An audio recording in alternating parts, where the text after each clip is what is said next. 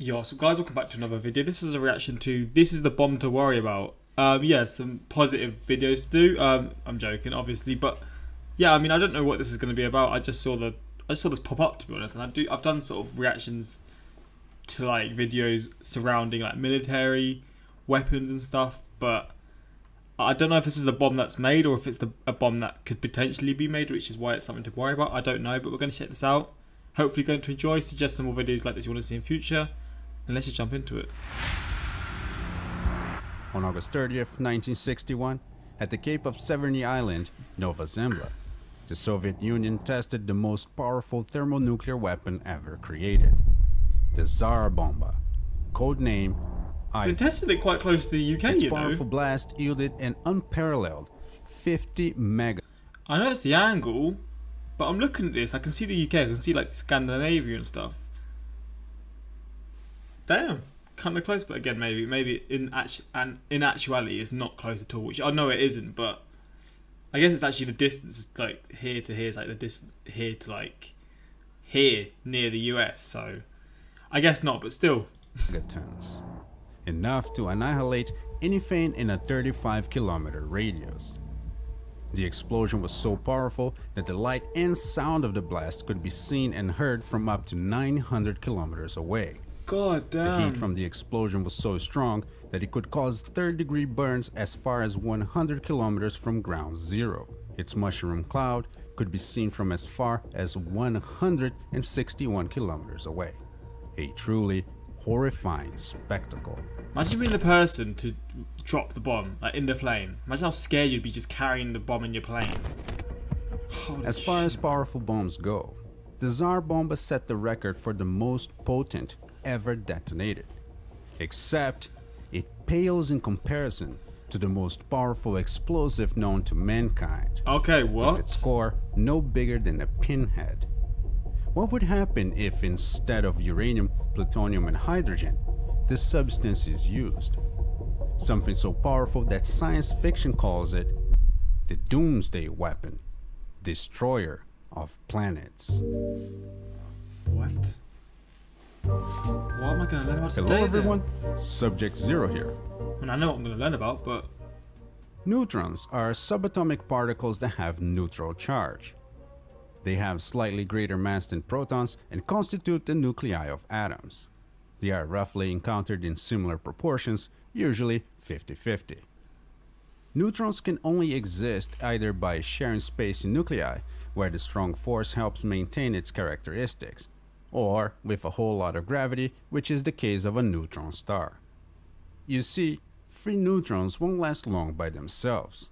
Typically, their half-life is about 611 seconds or a little over 10 minutes. And in that time, one single neutron releases 1 million electron volts. But how much energy is that? To answer this question, we first need to establish a comparison benchmark with TNT. Trinitrotoluene is a yellow solid best known for its explosive applications. It was first synthesized back in 1863 by German chemist Julius Wilbrand. Ironically, it was first used as a yellow dye and only recognized as an explosive 30 years. But imagine, to this day, this wasn't recognized and people were using this as hair dye. I don't know, it just says as a dye here, so obviously I'm just assuming, and I guess hair dye wasn't even a thing back in these days, I don't know. But I'm just going to assume and just pretend it is. People using this in their hair, like imagine how crazy that would be, man. Later, you just find out. Due to its stability and power, it quickly became the most used chemical compound for explosive applications, running from the military to industrial and mining operations. TNT is considered the standard comparative for bombs and destructiveness for explosives. It is common to see references of kilotons and megatons of TNT equivalent, like the Hiroshima bomb, Little Boy with 15 kilotons, and Nagasaki's Fat Man with 21 kilotons. To understand how they equate TNT and atomic bombs, we first need to grasp what a unit of TNT is capable of. 1 kilogram of TNT has an energy density of 4.2 megajoules, which is equivalent to over 1 kilowatt hour. With an average household in the US consuming 11 megawatt hour per year, that is enough energy to power it for 1 hour. The heat of combustion when detonated produces 14.5 megajoules, equivalent to 4 kilowatt hour. It can power that same house for a little less than 4 hours. Little Boy's 15 kilotons of TNT equivalent had an energy density of 63 terajoules, equivalent to 17.5 gigawatt hour. That is enough energy to power over 1,600 houses for 1 year. The heat released by the bomb could power even more. At 60.5 gigawatt hour, it could power more or less 5,500 homes for 1 year. Nagasaki's Fat Man adds a little more power, or 88.3 terajoules, with a 24.5 gigawatt hour equivalence, enough to power a little over 2,200 homes, or almost 7,700 homes with its heat energy of 84.6 gigawatt hour equivalent. God damn! In terms of destructiveness, both bombs combined would be able to vaporize almost 60 million liters of water.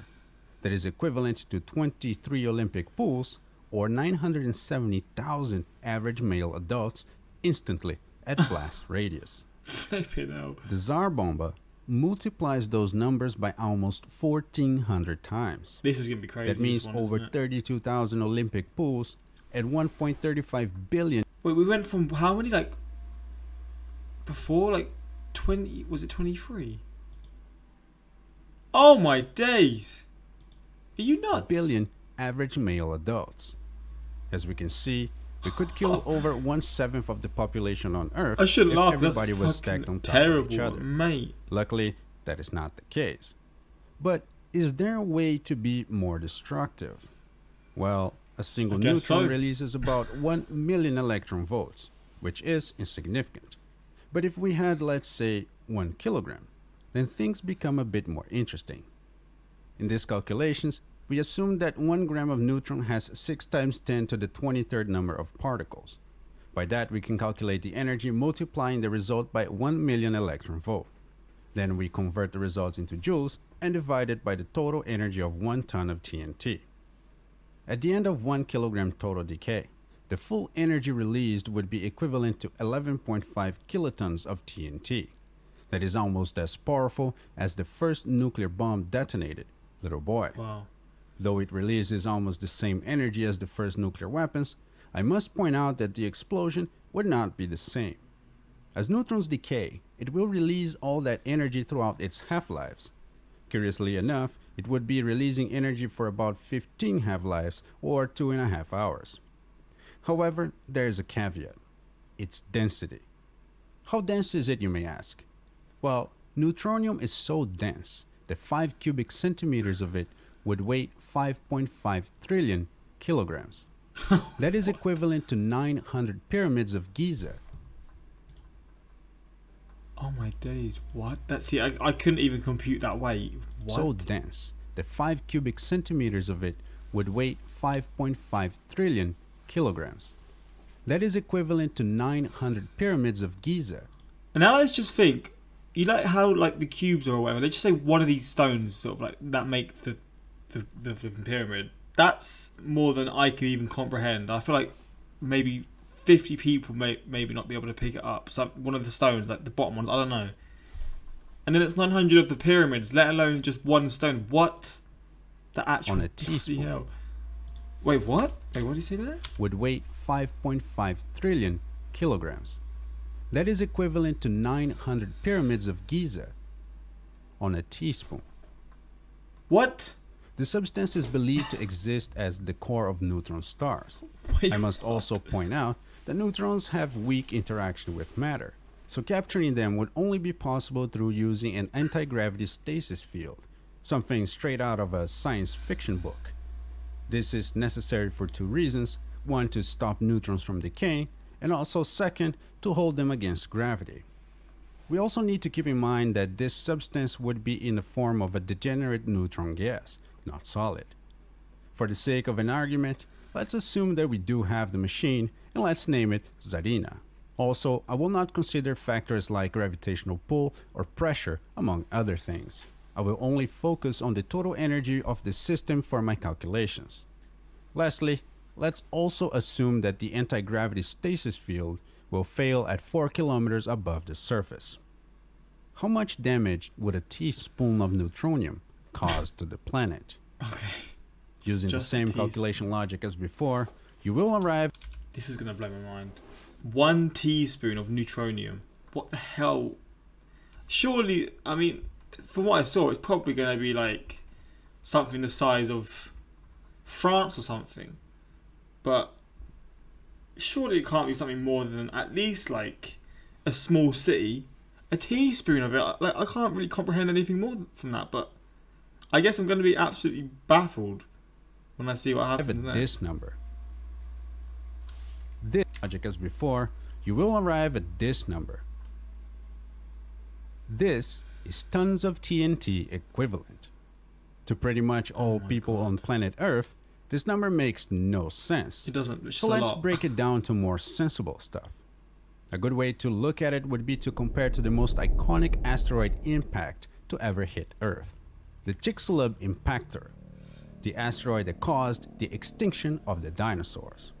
Estimations put the asteroid in between 11 and 81 kilometers in diameter. The impact is estimated to be in between 1.3 to 58 yotajoules. That is 1.3 followed by 24 zeros.